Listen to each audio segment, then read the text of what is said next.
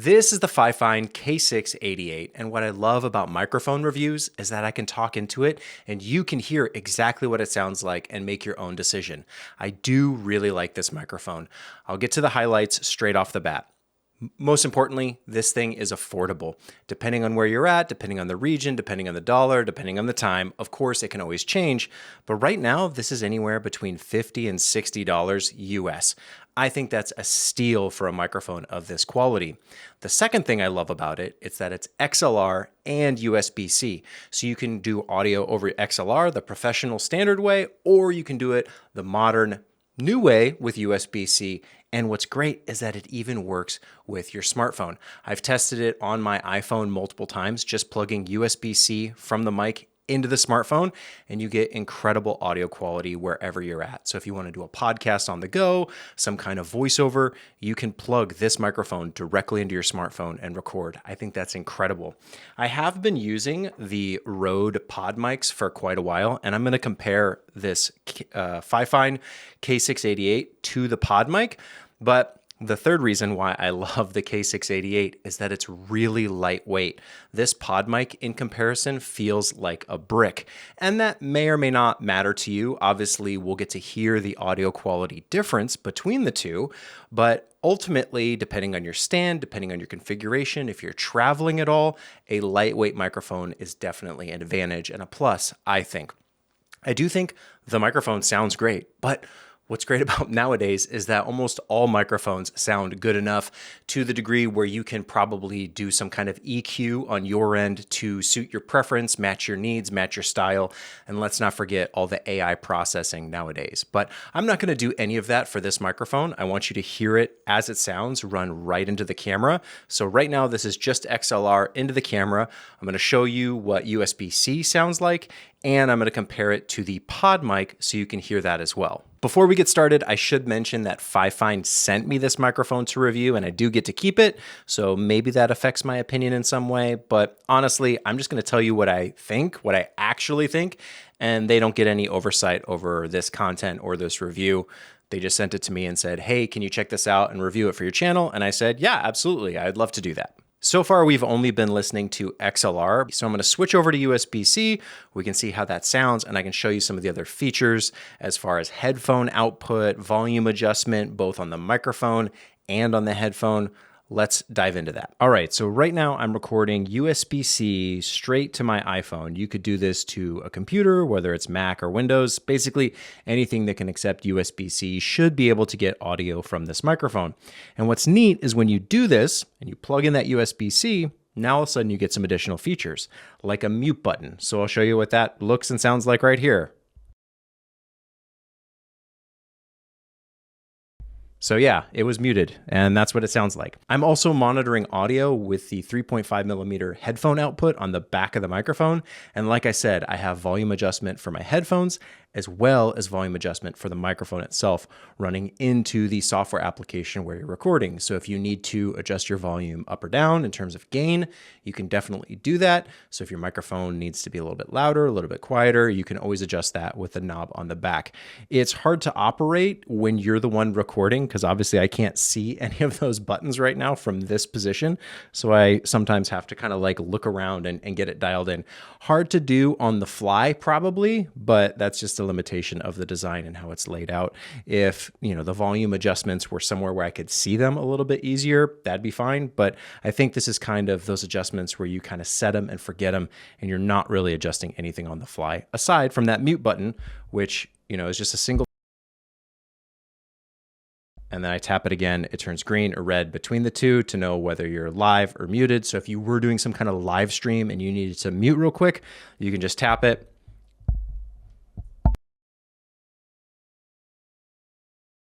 And because it's just a touch button, it doesn't click or press. You do have to pay attention to the color of the microphone icon. Green is live, red is muted. So easy enough to understand. All right, we're back to XLR, which is my preference, but again, it's really nice to be able to record over USB-C, and they do send you this ridiculously long USB-C cable, whether you use it for this microphone or something else. It's quite nice that it's so long, and they even include the little USB-C to USB-A, or whatever the old school USB is called, that little adapter. So if your computer doesn't have USB-C, you can probably adapt to traditional old school USB, and you'll be fine with this really long cable. Nice that that's included, and you don't have to hunt down an insanely long audio cable if you are recording over USB-C. That's the one thing about XLR or any audio cable, is that length usually is what you need to prioritize, because it's very rare that you're going to be recording directly to something right next to you. In the case of your iPhone, maybe you can use a smaller cable. In that case, just grab probably any USB-C cable and it'll work. But if you need a long cable, they do send it to you right in the box, which I was really glad to see. Even comes with a nice little Velcro already on there. So they really thought things through when they built this packaging. It's everything you could need and want, aside from the XLR, which, let's face it, you probably already have. Here I have the Fifine K688 next to the Rode Pod mic, and I'll probably just switch back and forth between them in editing so you can hear the difference.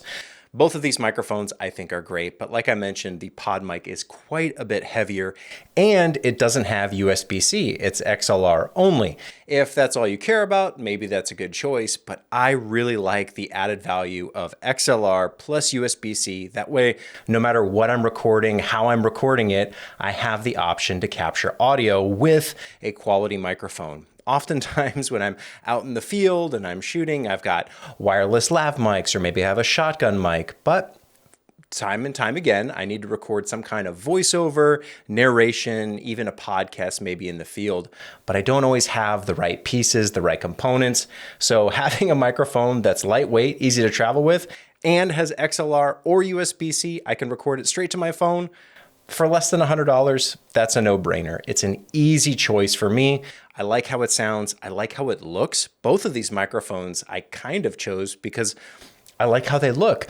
If they're going to be in frame, like is kind of the new standard for podcast narration, streamer type content, I want the microphone to look good. And neither one of these has all the colorful LEDs. Maybe that's your style. But if you just want a classic looking, nice looking microphone, either one of these is a great choice. And I like that you can get something like the Fifine K688 for less than $100, and it can look as good as it does, which, you know, I think we all know where they're taking inspiration from with this look and this design. Hopefully that gives you a good idea of how those two microphones compare together, but ultimately it's going to be up to you and your preference. Everyone has their subjective opinion of what sounds good.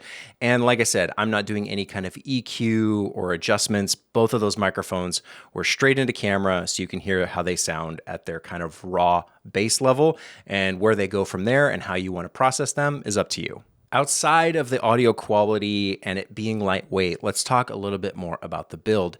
You can see how it looks, but it should be noted that it comes built into this shock mount. So you can kind of hear what that sounds like as I handle it. And I don't know, I don't really hear a whole lot on my end, but you be the judge. I think it's quite nice as far as, you know, sound handling goes, but that shock mount is built right into it. To undo it, if you wanted to take the microphone out for some reason, it would involve, you know, some screwing, some adjusting. It's really permanent in this kind of setup, in this configuration. It comes out of the box built, assembled already. So it's very plug and play, easy to use, but you should know that the mount is kind of permanent, kind of part of the microphone. They go together very nicely, and I think that helps in terms of handling noise. But again, you tell me, do you hear anything? It sounds pretty quiet to my ear. And I do want to reiterate that none of those functions, more of those digital functions, the knobs, the mute button, none of that works with XLR. So even though I'm running phantom power to get this microphone on, it's not actually powering any of that interface. That's only for USB-C. So if you plug in XLR and you're trying to use the mute button, it's not going to work. You need to do USB-C for that functionality. Overall, I'm really impressed with this thing. I think the sound quality is great. I think the price point is excellent. And I love the functionality of going between XLR and USB-C depending on my needs. And again, that bonus of it just being so lightweight. The only thing I've noticed as a downside is that I am getting some noise on the back of the XLR if I wiggle it and if I adjust it. I'll show you what it sounds like. To me, that sounds kind of like a loose connection, whether that's the microphone itself or the cable. I'm not really sure quite at this time. This cable is quite old, so it could be the cable. Hey, it's me from the future, and I did replace the XLR cable, and sure enough, that was the issue. You can hear no more crackling, no more popping. The cable was bad, not the microphone, which is kind of common with XLR cables over a long enough period of time. That other cable was quite old, and it's just another reminder, check your cables. Thankfully, nothing's wrong with the microphone. That gives me great peace of mind, and now I have really no issues with this microphone. It's incredible. And yeah, there's probably better microphones out there, but they usually come with a lot higher price tag. If you're trying to build out a podcast studio and you need multiple microphones, obviously, price matters. You don't want to spend a ton of money having to get 3, 4, 5 different microphones that are all top tier caliber unless you really have the budget. This makes it affordable for pretty much anyone to build their own podcast studio. And I really like that. I think that's great. I think the more people out there who can do what they want and have an audio quality that is competitive, that is high quality, is great. So if you're looking for a microphone, especially this style, whether it's for podcast, voiceover, narration, anything like that, definitely give this one a look. I'll put a link to it in the description. You can check it out directly from there, straight to Amazon, but you can probably find it other places online.